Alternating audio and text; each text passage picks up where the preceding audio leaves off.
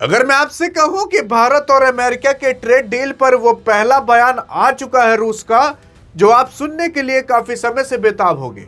आखिरकार रूस ने उस पर पूरी की पूरी जानकारी दे दी है, जो जानकारी अभी तक किसी को मिली नहीं थी। आप सोच रहे होंगे ना कि भारत जो अमेरिका से ट्रेड डील कर रहा है उसमें बहुत सारी इंफॉर्मेशन निकलते चली आ रही है। धीरे धीरे कर कर ये पता चल रहा है कि जो भारत है वो क्या पता अमेरिका के साथ ट्रेड डील तो किया, लेकिन क्या पता एग्रीकल्चर सेक्टर पूरी तरीके से खोल देगा, तो क्या पता भारत के जो किसान है वो पूरी तरीके से सत्यानाश हो जाएंगे, बर्बाद हो जाएंगे। और उसी के साथ साथ लोग ये भी हवा फैला रहे हैं कि क्या पता भारत रूस से तेल खरीदना बंद कर दे।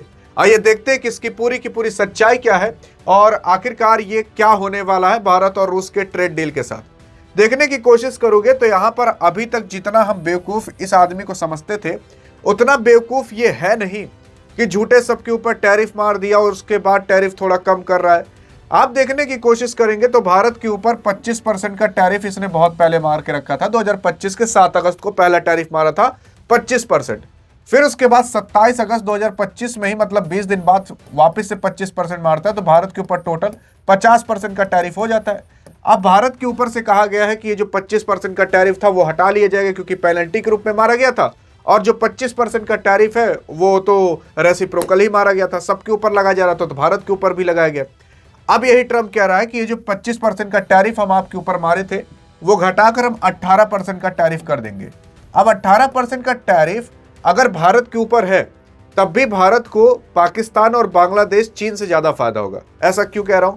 ऐसा इसलिए क्योंकि अगर आप देखोगे तो एशिया के अंदर या फिर एशिया से बाहर भी देखोगे तो बड़ी बड़ी जो कंट्रियां भी जो है, जैसे ब्राजील के ऊपर 50% का टैरिफ अभी करंट में चल रहा है, म्यांमार के ऊपर 40% का tariff, China, south Africa, Vietnam, Bangladesh, Pakistan, Malaysia, Cambodia, Thailand और भी तमाम ऐसी कंट्री हैं जिनके ऊपर मतलब यहां तक आओगे तो 19% तक का टैरिफ चल रहा है। अब भारत के ऊपर अगर 18% का टैरिफ है तो सिंपल सी बात है, अगर भारत यही कपड़ा जो मैं मान लेते हैं हम जो पहने हैं, यही कपड़ा भारत अगर अमेरिका में ले जाकर बेचेगा तो 18% टैरिफ लगने के बाद बिकेगा। लेकिन अगर यही सेम कपड़ा आपका Thailand, Cambodia, Malaysia, Pakistan, Bangladesh, Vietnam, अब ये सारे देश बेचेंगे तो किसी पर 20% का टैरिफ, किसी पर 19%, किसी पर 30%, किसी पर 37% का टैरिफ लगकर बिकेगा। तो इसका मतलब है भारत वही सेम सामान सस्ते में बेच पाएगा, जिसकी वजह से भारत को फायदा होगा। यह समझ आया? तो मतलब भारत को फायदा होने वाला है, क्योंकि इन सबसे कम टैरिफ भारत के ऊपर है, यानी कि भारत ज्यादा सामान वहां पर बेच पाएगा। आप कहोगे कि यार 1% तो कम है, अरे वो 1% भी अरबों में चला जाता है, ऐसी वो सोचने वाली बात नहीं है।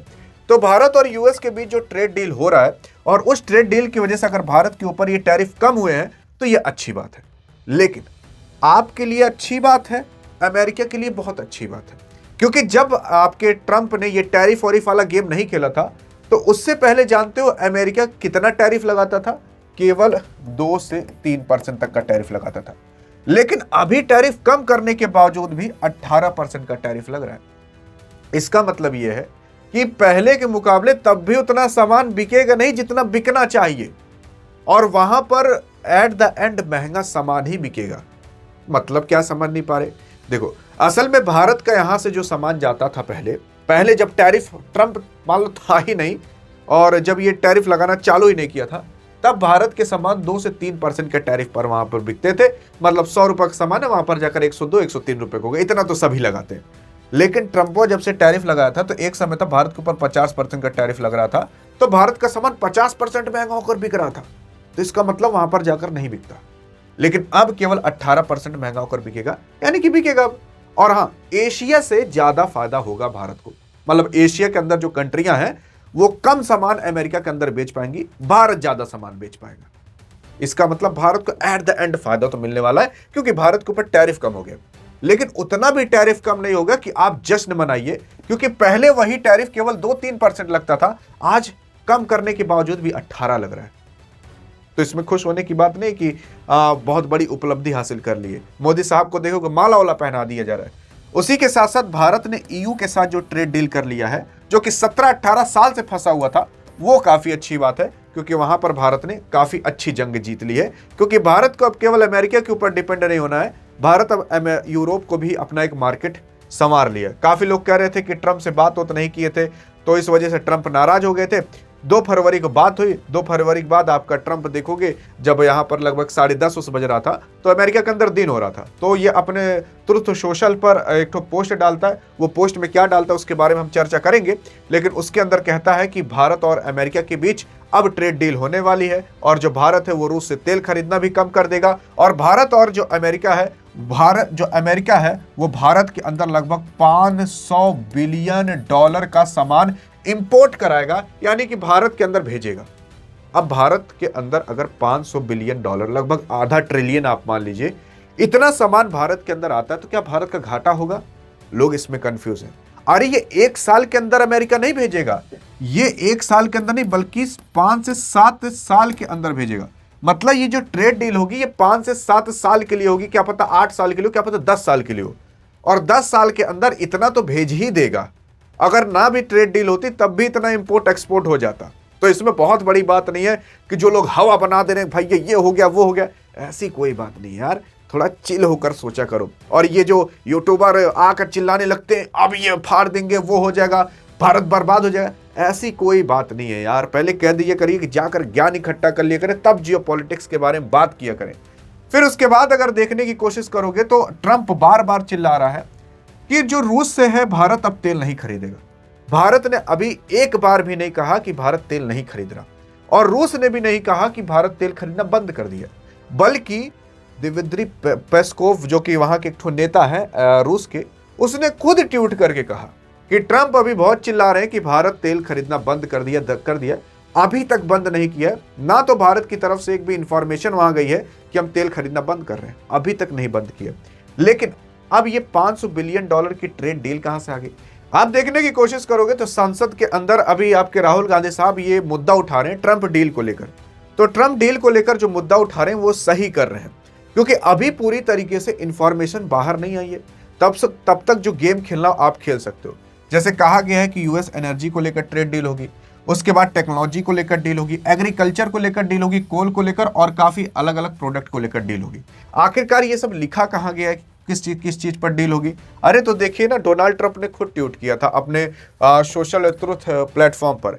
उसमें लिखा था इसने कि भैया हम भारत के साथ डील करने वाले हैं, और डील किस किस चीज पर करेंगे, तो इसके अंदर इसने साफ साफ लिखा था कि हमने भारत से बात कर लिया है, और भारत रशियन ऑयल लेने को मना कर दिया है, और उसी के साथ साथ यूनाइटेड स्टेट के साथ और वेनेजुएला के साथ अब वो तेल खरीदने का राजी भी हो चुका है, और हाँ, युद्ध को शांत कराने के लिए भी राजी हो चुका है। और उसी के साथ साथ जो भारत है वो अमेरिका के साथ यूएस एनर्जी, टेक्नोलॉजी, एग्रीकल्चर, कोल और मैनी अदर प्रोडक्ट्स पर ट्रेड डील साइन करने को राजी हो चुका है। अभी अमेरिका के कुछ नेता निकल कर आ रहे हैं और कह रहे हैं कि भारत जो है, जो 13% टैरिफ अमेरिका के ऊपर लगाता था पहले से 13.5% का, उसे 0 कर देगा।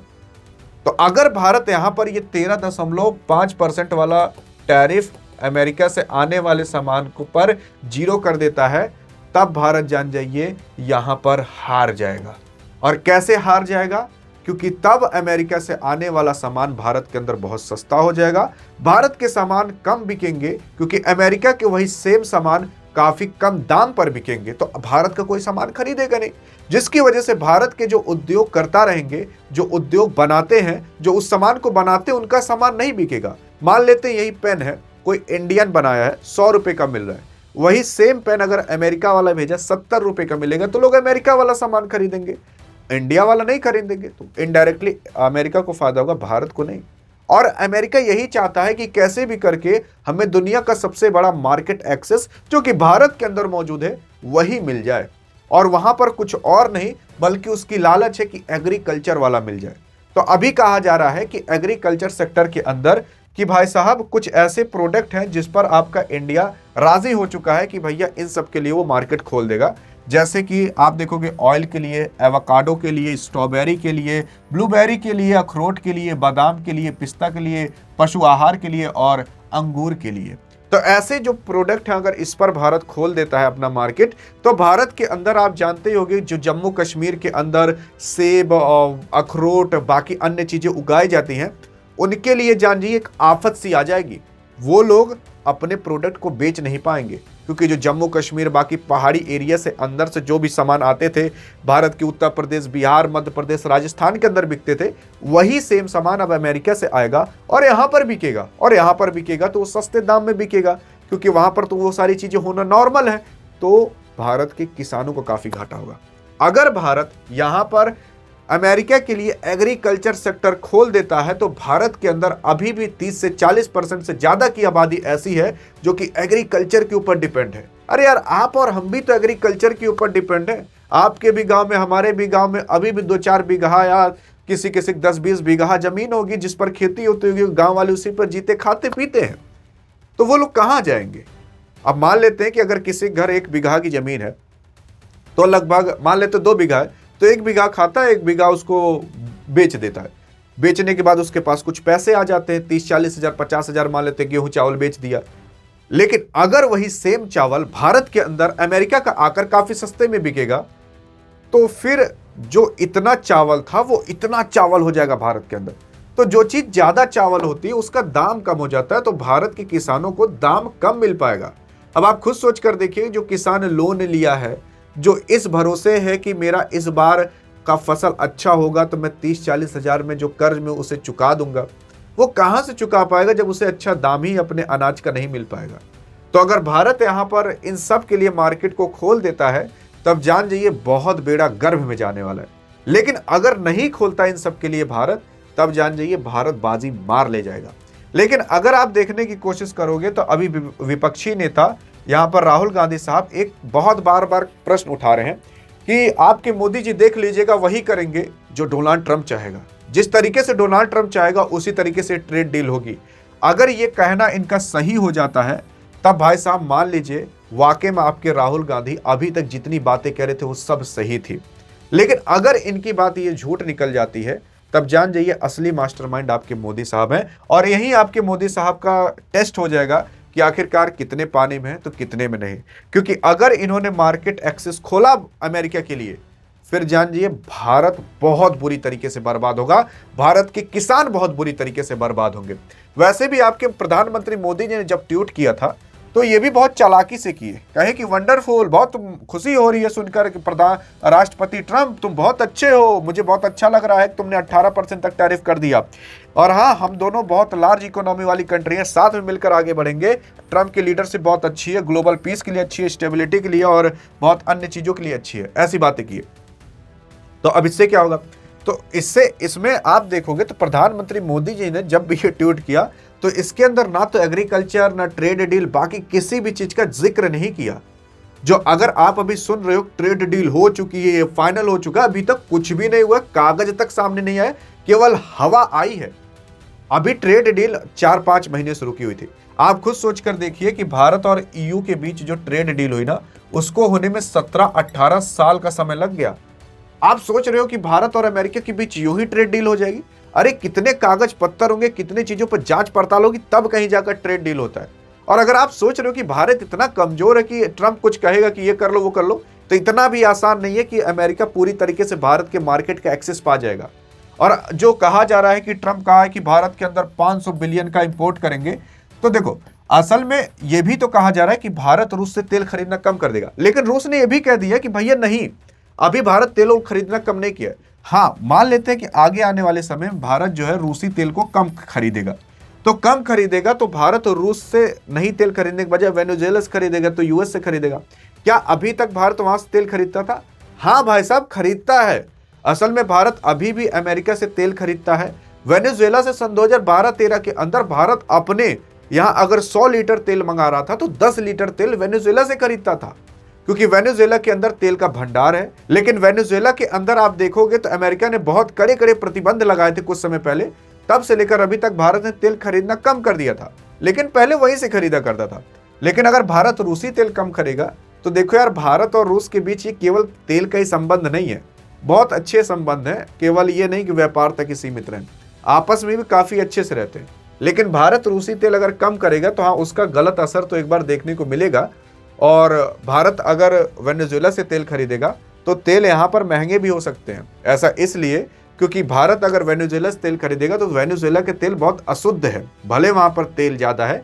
अशुद्ध है उसे रिफाइन करने के लिए काफ़ी ज़्यादा एनर्जी लगेगी, जिसकी वजह से जो तेल है उसका कॉस्ट बढ़ जाएगा, क्योंकि उसे शुद्ध करने के लिए काफ़ी ज़्यादा पैसे झोंकने पड़ेंगे।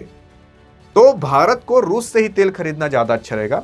अगर भारत यहाँ पर ये मार्केट नहीं खोलता अमेरिका के लिए एग्रीकल्चर वाला, और तेल रूस से लगातार खरीदता रहता है और उसके बाद ट्रेड डील होती है, तब भारत की चांदी चांदी है, वरना जान जाइए चांदी क्या लोहा लोहा भी नहीं हो पाएगा। हाँ जी हाँ, ये दो चीज अगर भारत कंडीशन संभाल ले जाता है कि अमेरिका के लिए भारत का जो एग्रीकल्चर सेक्टर उसे ना खोले, प्लस रूस से तेल खरीदता रहे, तब भारत को कोई भी नहीं रोक सकता।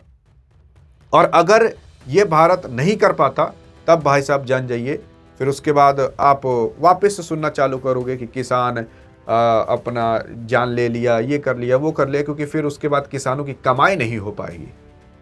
यही सारी चीजें हैं। आई थिंक अब आप समझ गए होंगे कि भारत अगर यही दो चीजें संभाल लेता है, तेल और प्लस किसानों को, तब भारत की चांदी चांदी हो जाएगी, वरना फिर बहुत दिक्कत हो जाएगी। लेकिन आप बताइएगा कि क्या प्रधानमंत्री मोदी की सरकार इस चीज को संभाल पाएगी कि नहीं? देखते हैं आपका क्या कहना है। अधिक जानकारी चाहिए तो इस वीडियो में मिलते हैं, तब तक लीजिए जय हिंद जय भारत।